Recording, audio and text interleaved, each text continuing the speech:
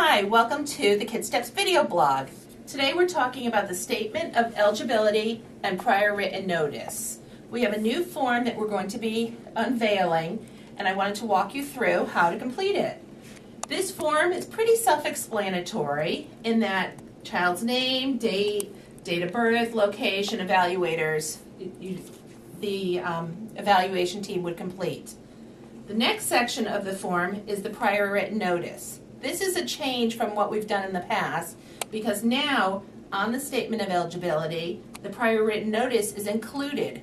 So evaluators no longer need to complete both this form and prior written notice. This is now taking the place of both of those forms. So families will now understand that if they disagree with the results of the evaluation, whether they're eligible or not eligible, this goes into their rights of what they then, the next steps would be.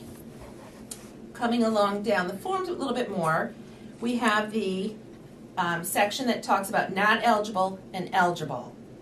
If children are found not eligible, you would just check that off, and then there's two boxes, one that talks about calling info line for more information, such as the ages and stages, and then it also talks about the families can re-refer within 3 months by calling info line.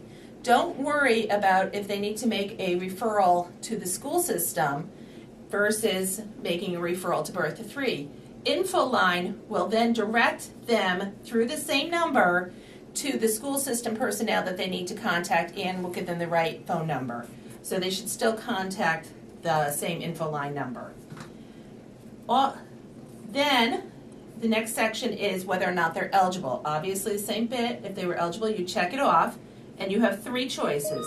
One is that the child has a diagnosed condition, and in this example we just put in Down syndrome, or they've met the criteria of significant developmental delay by being 2 standard deviations in one area or more than 1.5 in at least 2 areas.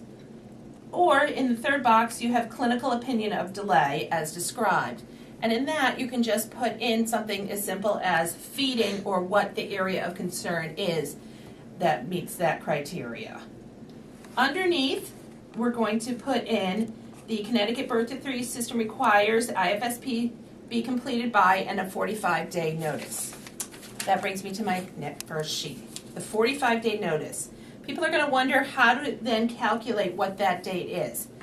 Good news, it's already been calculated for you. If you look on the referral form on the top left-hand corner, there's actually a box that says 45 days.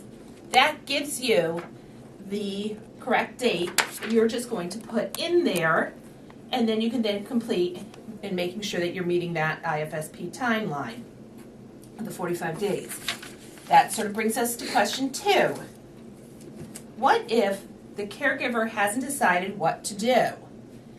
You're still going to complete the box with the 45-day timeline, only you're going to set the IFSP date probably as close to that 45 days as possible, giving the family the opportunity to call and cancel this appointment that you've made because they do not want to participate in birth to 3.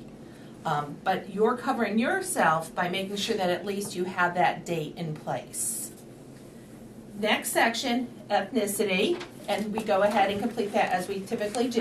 I have a quick question. We have a guest. Hello, Elaine. Sure. The evaluators didn't fill out the child's race or ethnicity, and I can't go forward on the computer. What do you want me to do? If the evaluators don't complete it, we have to give it back to them because I'm sure you don't know their ethnicity. No.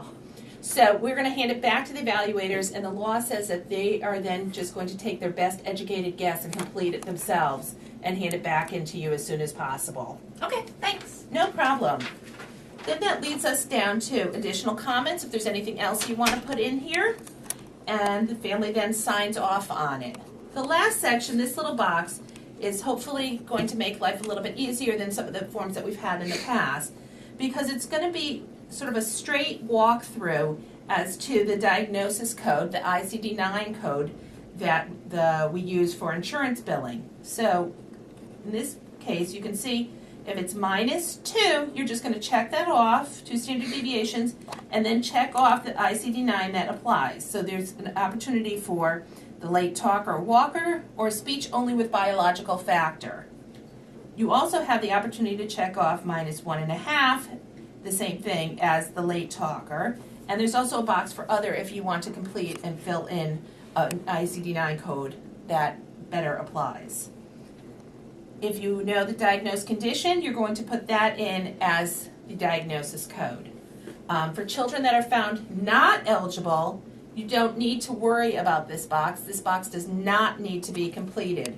This is only for children that were found eligible because we already have a diagnosis code for children that were found not eligible in the computer system. Happy filling out forms.